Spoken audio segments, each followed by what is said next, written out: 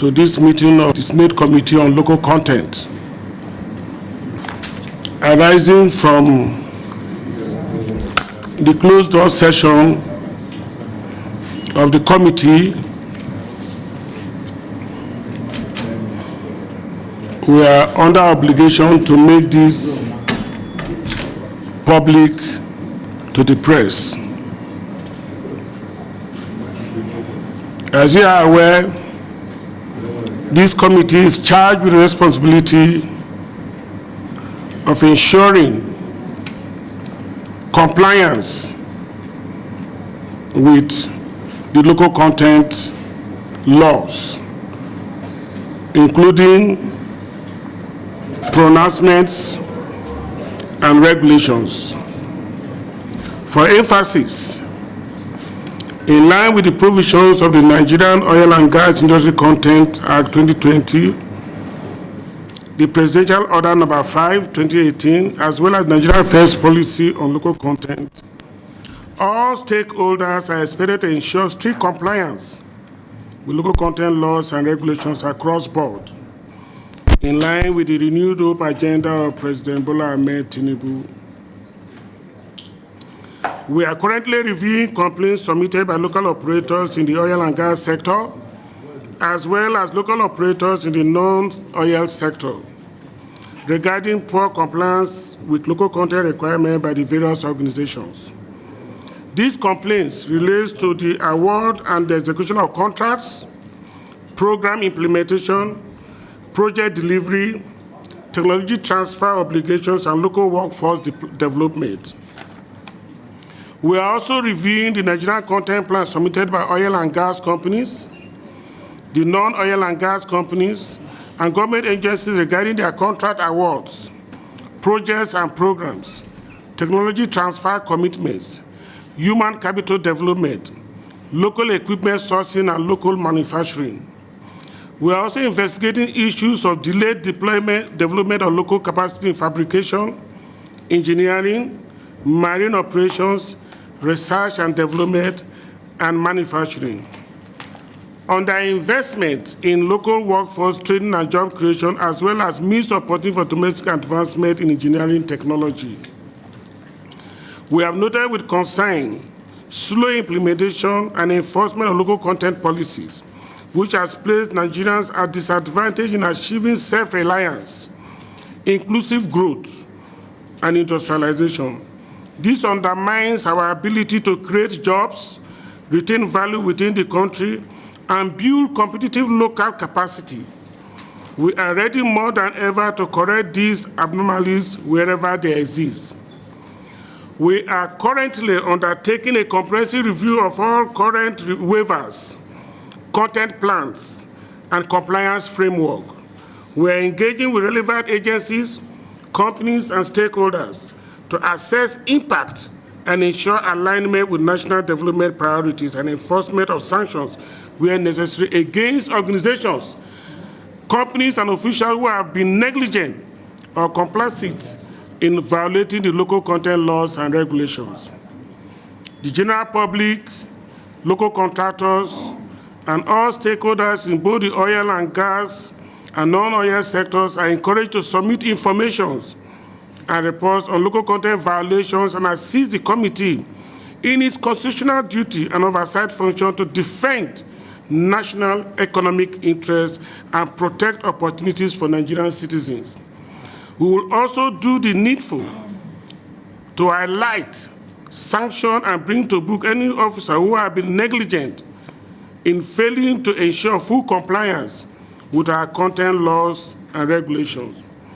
For your complaints, we have created a website, www.senate-chairman-local-content.ng, emails, complaints@senate-chairman-local-content.ng for those complaints that they may wish to put their names and their addresses.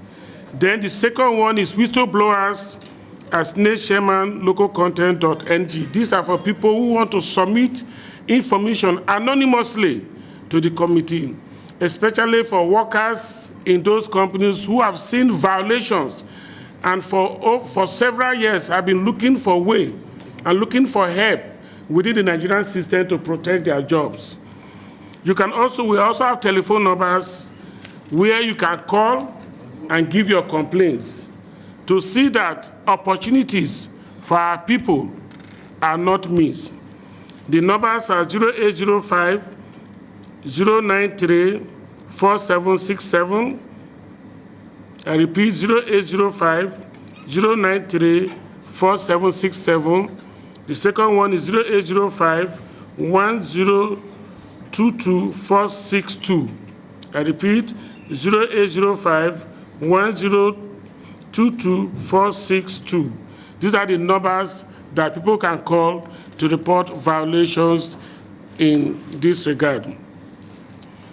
As a committee and as a Senate, charged with the responsibility of local content, we are fully committed to promoting industrial growth, technology transfer, workforce development, and job creation through strict enforcement of the NOGIC Act, the Presidential Executive Order No. 5, and the Nigerian First Policy, and all applicable regulations.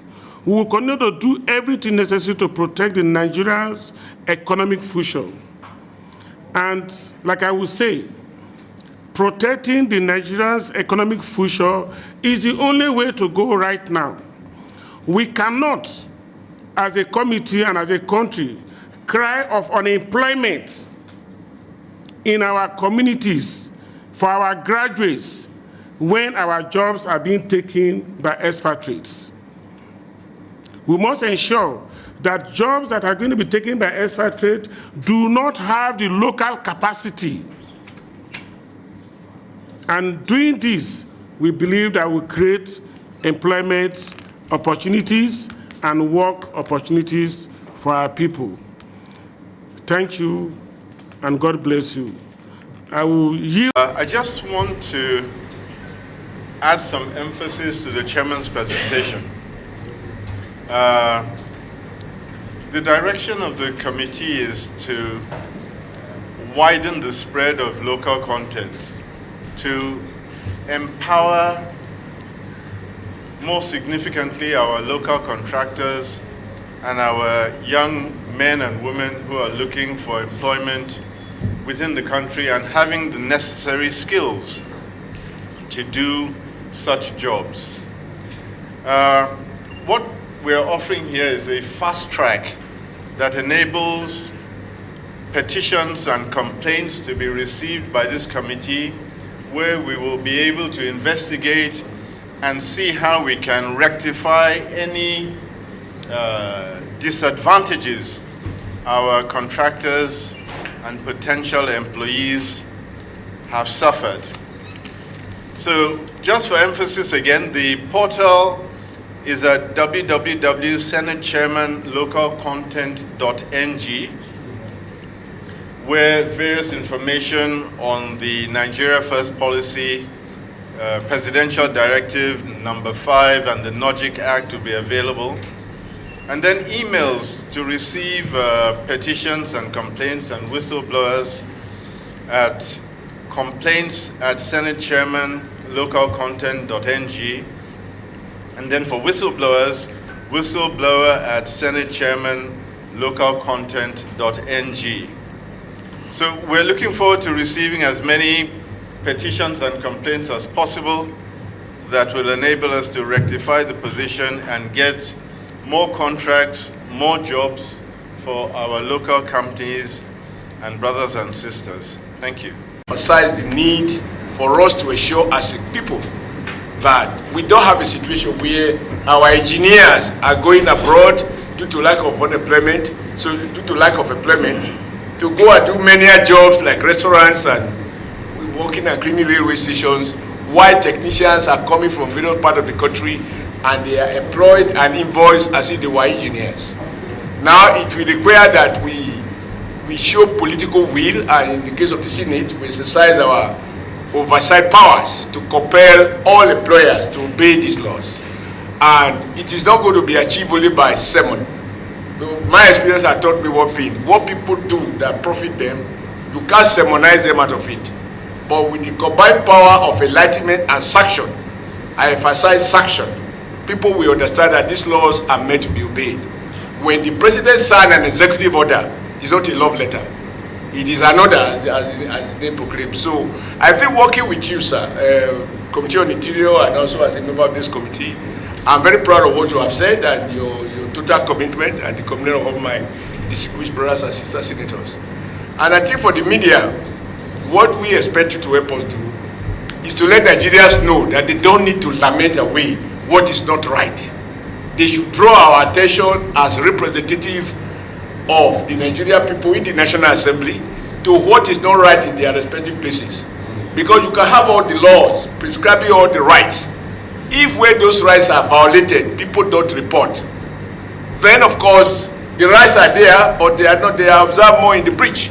So what this Senate is wanting to do, as enumerated by our chairman here, is that we are determined now that any employer that employ foreigners to do jobs that Nigerians can do, this Senate will do what it has to do under the law to bring those employers to justice.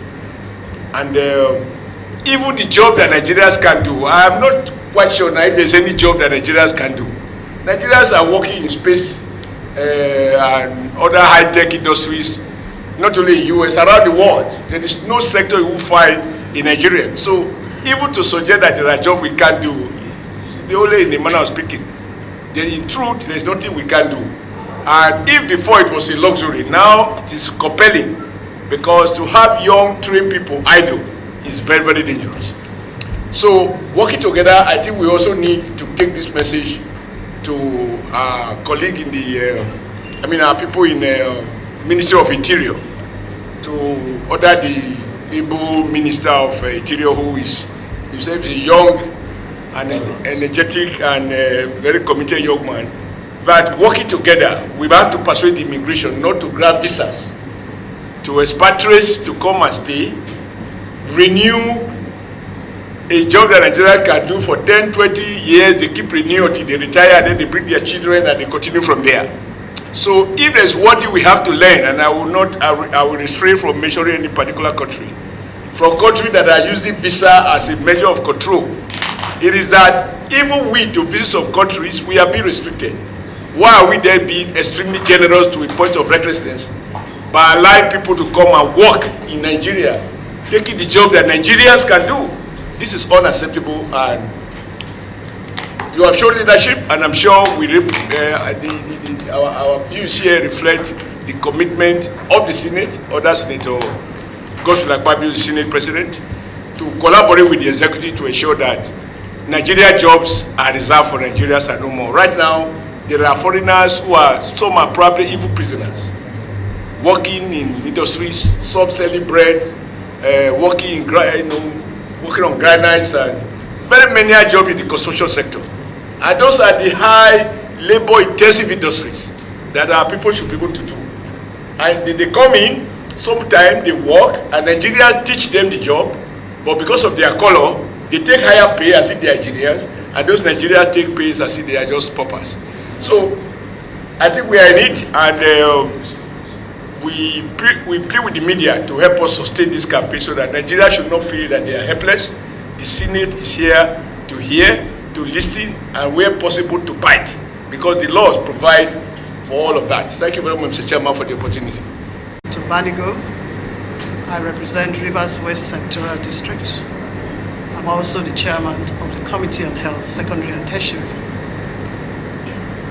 And I'm a member of this committee. As members of this committee, we are pained by the slow implementation of the local content laws.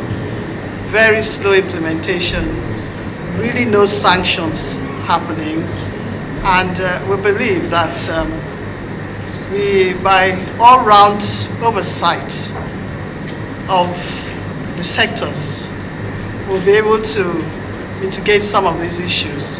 Because what are we benefiting from local content policies at the moment? We are not really benefiting anything. We are not having the economic diversification. We are not having the technology transfer innovation.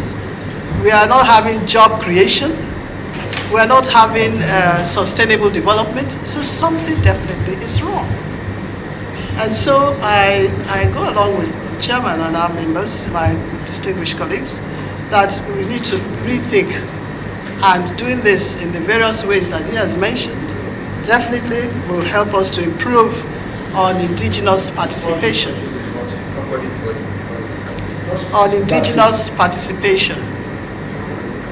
Yes, it will help us to improve on indigenous participation, not just in the oil and gas industries, but in all the mature industries across the country.